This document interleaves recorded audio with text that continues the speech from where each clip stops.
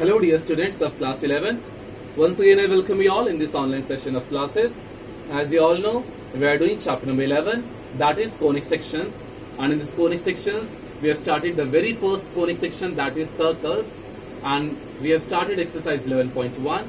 We also did in the previous lecture some questions from that exercise. Today also we shall be doing some questions. So today we will start with question number 12. So question number 12 goes like this. Find the equation of the circle with radius 5 whose center lies on x-axis and passes through the point 2, 3. क्या find करना है आपको? Equation of circle जिसका radius कितना है 5 units and whose center lies on x-axis, जिसका centre किसके ऊपर लाई कर रहा है? x-axis के ऊपर लाई कर रहा है। अब देखिए स्टूडेंट्स, आप लोगों को पता है कि सेंटर के कोऑर्डिनेट्स इस सर्कल्स में हम लोग किससे डिनोट करते हैं? h, k से। तो h, k अब जो सेंटर है वो किसके ऊपर लाई कर रहा है? x-axis के ऊपर लाई कर रहा है। अब देखिए स्टूडेंट्स, आप लोगों ने पिछले क्लासेस में और पिछले चैप्टर में भी देखा है कि अगर कोई पॉइंट x-axis के ऊपर लाई करता है तो उसका कोऑर्डिनेट कैसा होता है? x, 0। अगर कोई पॉइंट कौन से एक्सिस पे लाई करता है? x-axis पे, तो उसका पॉइंट कैसा होता है? x, 0, लाइक 1, 0, 2, 0, 3, 0, -1, 0, इस टाइप से। अगर y-axis पे लाई करेगा तो x कोऑर्डिनेट 0 होता है और y कोऑर्डिनेट आएगा सिर्फ, जैसे 0, y। तो ये आप लोग को ध्यान रखना, अगर कोई पॉइंट x-axis के ऊपर आ रहा है तो उसका कोऑर्डिनेट होता है x, y, और अगर कोई पॉइंट y-axis के ऊपर आ रहा है तो उसका कोऑर्डिनेट होता है 0, y। तो अब क्या हो जाएगा? x, 0। नाउ आफ्टर दैट हमें पता चल गया कि हमारा कोऑर्डिनेट क्या है? x कोऑर्डिनेट आएगा कि y कोऑर्डिनेट हो जाएगा 0। तो अगर सिर्फ सेंटर x के ऊपर लाई कर रहा है, सेंटर क्या होता है? h, k। अगर h, k सेंटर का कोऑर्डिनेट है और अगर सेंटर x-axis के ऊपर लाई कर रहा है तो हमारा h सेंटर का कोऑर्डिनेट क्या हो जाएगा? h, 0। k वहां पे क्या हो जाएगा? 0, क्योंकि x-axis के ऊपर लाई कर रहा है, y कोऑर्डिनेट वहां पर 0 होता है। अब आगे क्वेश्चन क्या है? And passes through the point. अब जो सर्कल है वो एक पॉइंट से पास हो रहा है 2, 3। पहले भी स्टूडेंट जब मैंने आर्टिकल लिखवाया था तभी बताया था कि x, y क्या होता है? Is the point through which the circle is passing. तो जिस पॉइंट से सर्कल पास हो रहा है वो किसकी वैल्यू गिवन है? x और y की वैल्यू गिवन है। अब देखिए स्टूडेंट्स, आपको पता है कि अगर आप लोगों ने इक्वेशन ऑफ सर्कल फाइंड करना है तो क्या क्या चीजें चाहिए? एक सेंटर के कोऑर्डिनेट्स चाहिए और रेडियस चाहिए। सेंटर आपको गिवन क्या है? h, 0, मैंने समझाया है। रेडियस आपको 5 गिवन है, लेकिन h की वैल्यू गिवन नहीं है, तो वो आप फाइंड करेंगे। तो लिख लीजिए सबसे पहले standard equation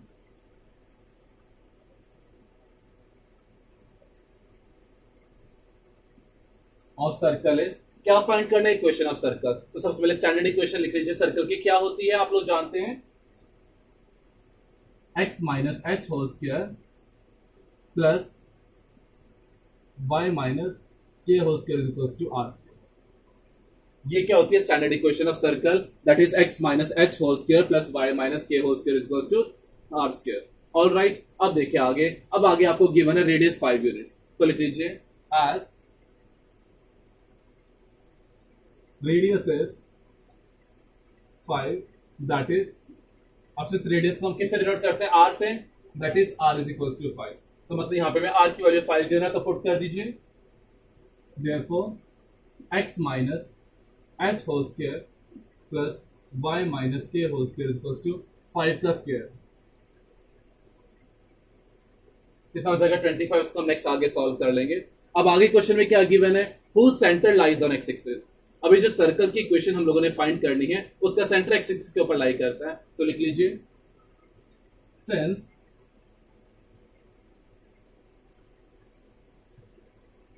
centre lies on X axis, that is centre is, सुन देखिए मैंने समझाया भी है कि एक्स एक्सिस पे क्या होता है? y कोऑर्डिनेट 0 होता है और y एक्सिस पे x कोऑर्डिनेट 0 होता है। पिछली क्लास में भी आप लोगों ने पढ़ा था। तो अगर x एक्सिस में y कोऑर्डिनेट 0 होता है तो y कोऑर्डिनेट क्या होता है? सेंटर का k। ये सेंटर के कोऑर्डिनेट्स क्या होते हैं? h, k। तो k क्या हो जाएगा? 0, क्योंकि y कोऑर्डिनेट 0 होता है। कहां पर? x एक्सिस पर। आप सिर्फ खुद देखना, x एक्सिस जो होती है हॉरिजॉन्टल एक्सिस, उसमें कोऑर्डिनेट्स कैसे होते हैं? 1, 0, 2, 0, 3, 0 ऐसे करके। सो y कोऑर्डिनेट 0 जाए तो सेंटर कितना हो जाएगा? h, 0। तो मतलब यहां पे k क्या हो जाएगा? 0। तो लिख दीजिए therefore equation number 2 becomes x minus h whole square plus y minus 0 का whole square is equals to 25. 5 का square is 25. Now x minus h whole square, y minus 0 is y only, y square is equal to 25. Equation number 3। अब देखिए students, आपको एक parameter बचा हुआ है h, h की वैल्यू भी फाइंड करनी है। क्वेश्चन खत्म नहीं हुआ, क्वेश्चन की स्टेटमेंट आगे क्या है,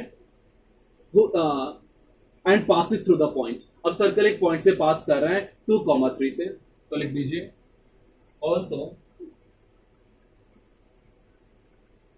also circle passes through the point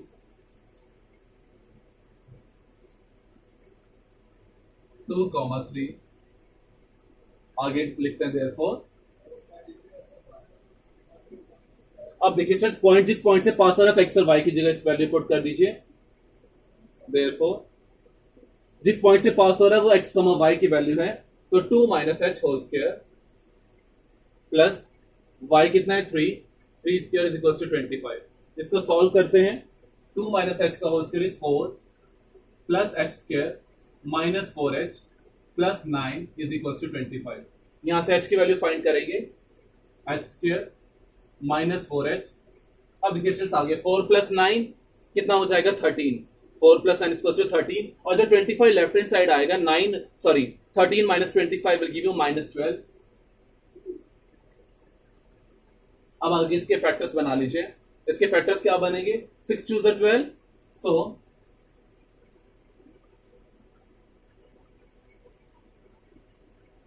split in the middle term आप लोग अप्लाई कर सकते हैं, नहीं तो फैक्टराइजेशन मेथड।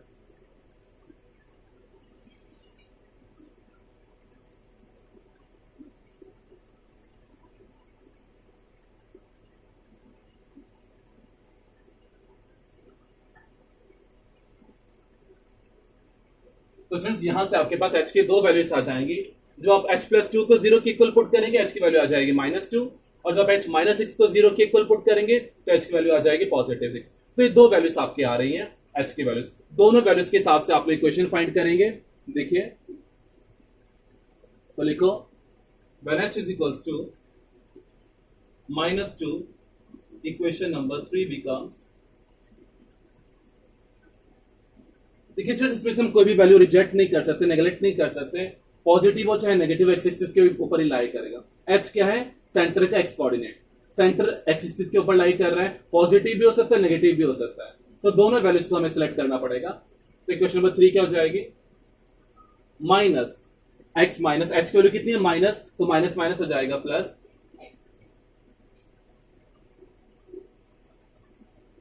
इसे सॉल्व कर लीजिए, एक्स का स्क्वायर प्लस 4 प्लस 4x plus y square is equal to 25। अब इक्वेशन कैसे लिखते हैं आप लोगों को पता है, x square plus y square, फिर x की टर्म तो प्लस 4x, फिर y की टर्म कोई भी नहीं है, 9 प्लस 4, 25 को लेफ्ट हैंड साइड ले आइए, 4 minus 25 minus 21 is equal to 0। ये हो जाएगी इक्वेशन। एक और इक्वेशन आएगी कब, जब h की वैल्यू क्या है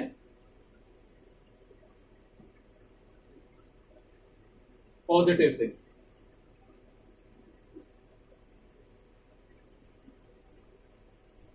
तब क्या हो जाएगा इक्वेशन, देखिए h की वैल्यू कब आप लोगों ने 6 पुट करना है, x minus 6 whole square plus y square is equal to 25। फिर थोड़ा सा डायरेक्टली आप लोग सॉल्व करेंगे, x square plus 36 minus 12x plus y square minus 25 is equal to 0। Now after that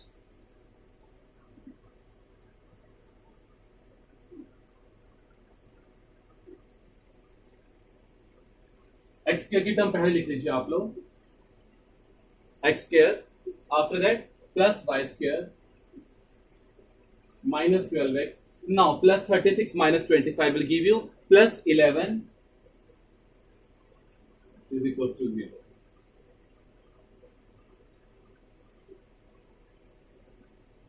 तो ये आपकी हो जाएगी नेक्स्ट सेकेंड इक्वेशन। तो इसके आंसर में दो इक्वेशन आएंगी। ये आपकी क्या है, required equations of the circle of question number 12।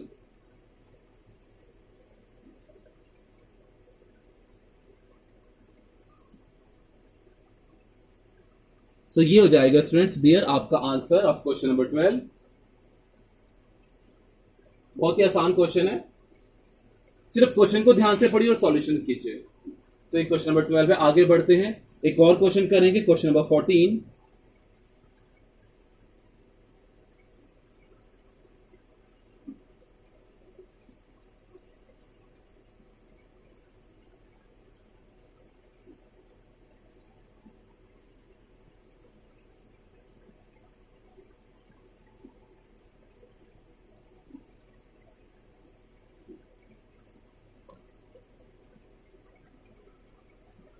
अब आगे हम लोगों ने क्वेश्चन नंबर 14 करना है।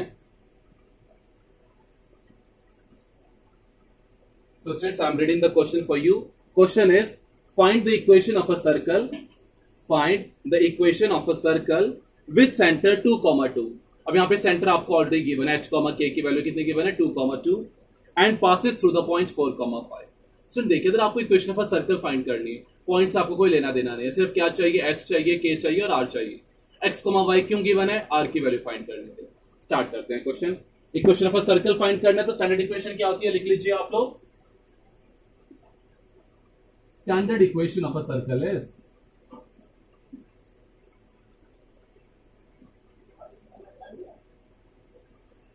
क्या होता है, x minus H whole square plus Y minus k whole square equals to are square. Equation number 1। अब आपके पास आगे क्वेश्चन में आपको क्या गिवन है, सेंटर गिवन है 2, 2, तो पुट कर दीजिए, लिखिए एज सेंटर इज 2, 2, देन तो सेंटर की वैल्यू यहां पुट कर दीजिए, सेंटर की वैल्यू क्या कीजिए, पुट कर दीजिए।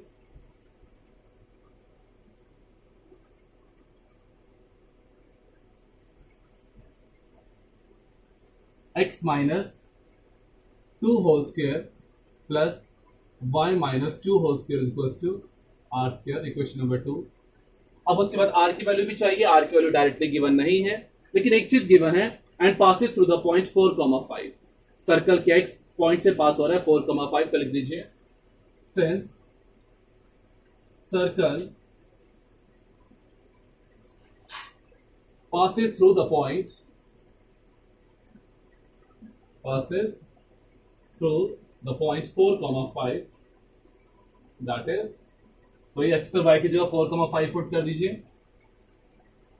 x की जगह 4, तो 4 minus 2 whole square plus y की वैल्यू है 5, 5 minus 2 whole square is equals to are square. यहां से आर स्क्वायर की वैल्यू फाइंड कर लीजिए, 4 माइनस 2 2 का स्क्वायर 4 प्लस 5 माइनस 2 3 का स्क्वायर 9, आर स्क्वायर कितना हो जाएगा, 4 प्लस 9 13। आर स्क्वायर की वैल्यू को यहां पे पुट कर दीजिए इक्वेशन नंबर 2 में। So put the value of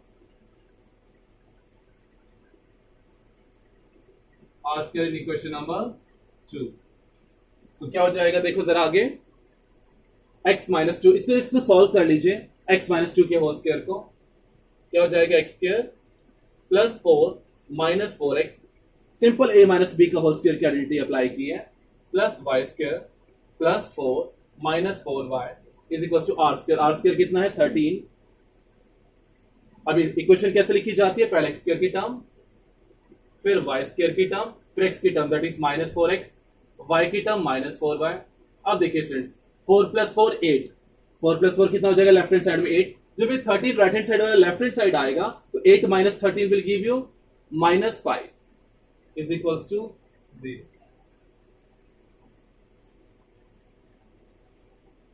तो ये आपकी हो जाएगी is the required equation of a circle,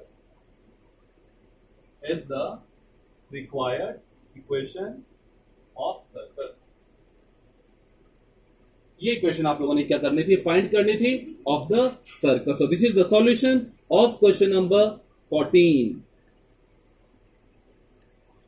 जिसमें आप लोगों ने क्या फाइंड करना था, equation of a circle. So answer यही है, x square plus y square minus 4x minus 4y minus 5 is equals to 0, या फिर माइनस 5 को राइट हैंड साइड ले जाइए is equals to 5। So since today we have done these two questions, with this our this exercise 11.1 which was based upon the very first conic sections, that is circles, is over. In the next video, we will be starting next conic sections, or we will be discussing about next conic sections, that is parabola, and we will be also starting about exercise that is based upon that parabola, that is exercise 11.2. So till then, thank you, take care, and have a nice day.